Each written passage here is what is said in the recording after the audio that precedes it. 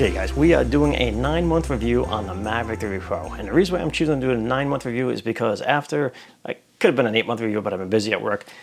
After the 700 firmware update, this drone has crossed all the T's, dot the I's, it's at its full capabilities. And that all being said, this drone is a mic drop. Let's get into it.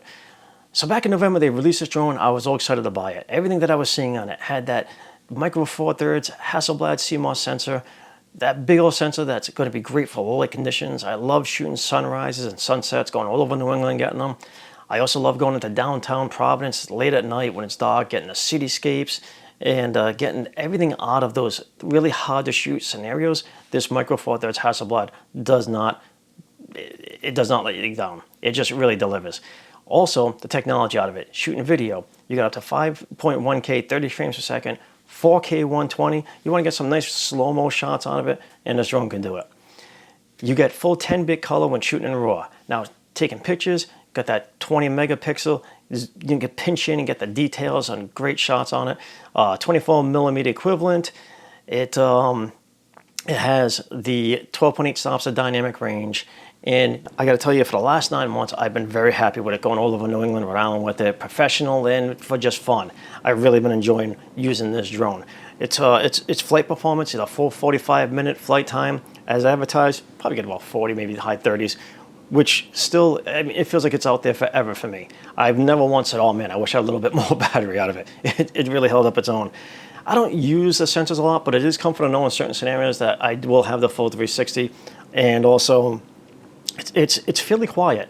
Now I say fairly because it's going to come up later as to why I feel it's important as to how quiet this drone is.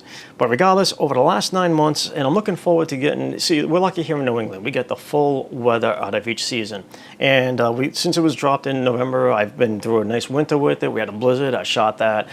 Spring, you get the, the flowers popping, the trees blooming. Summertime is right now, we're getting the high heat, the beaches where the ocean state, you get all that waterfront property. And when we get into the fall, I'm looking forward to taking this up to New Hampshire and onto Western Mass to get those fall colors popping.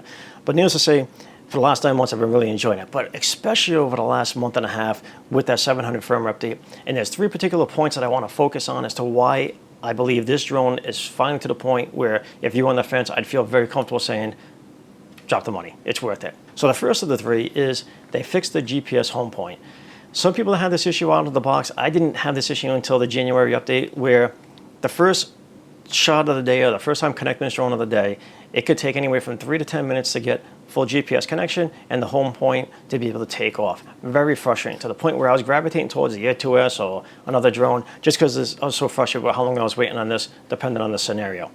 I'm happy to say that since that last 700 firmware update, no matter what, less than 30 seconds, I'm getting full GPS connection and the home point. I don't care where it is, what time of the day, interference or not, I'm not losing any connection. It didn't sacrifice anything as far as releasing it out too early. I am still getting a locked in connection, that OxySync 3, is the strongest I've ever worked with. In high interference areas, I'm still not worried. So that was the first of the big three.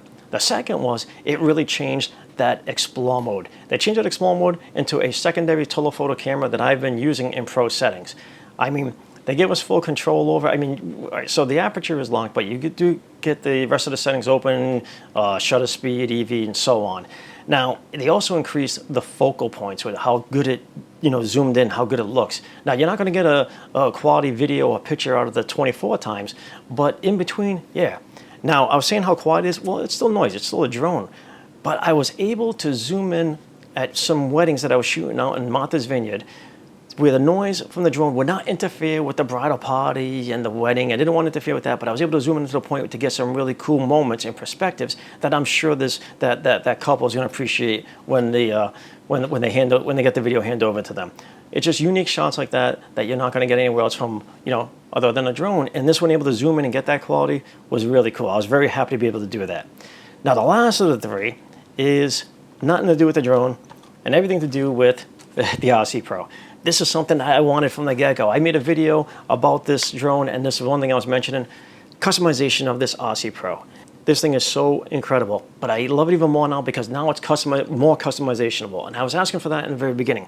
I like having the aperture control on the wheel like we did with the Mavic 1 and the Mavic 2, its predecessor. But I can change it to any way I want. I can have my shutter speed, EV, whatever I want, whether it's based off of that particular day and the shoots that I'm doing, or whether I want it to be my all everyday customization. So this way I do not have to take my fingers off the sticks to adjust everything on screen. I could do it while I'm on the fly. It's not going to break my momentum. It's not going to break the workflow. It's not going to break the mindset or nothing like that. I continue doing what I'm doing, change my adjustments, and go on with the rest of the shot. So for me, that was key. That is something that I really love when it comes to working with this RC Pro. Okay, so as you've seen from the videos from this, I really am happy with what I've been getting out of this drone. I would strongly recommend it to anybody who's been considering it. I know it has a steep price tag, so that's up to you and your financial situation.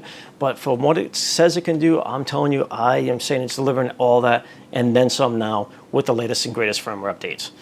So that's it. That's all I have for this video. If you want to discuss anything I touched on, hit me up below in the comment section. Let's have a great conversation. If you enjoyed the video, give me the old thumbs up. And if you want to see more, subscribe. I'll catch you next time. Later.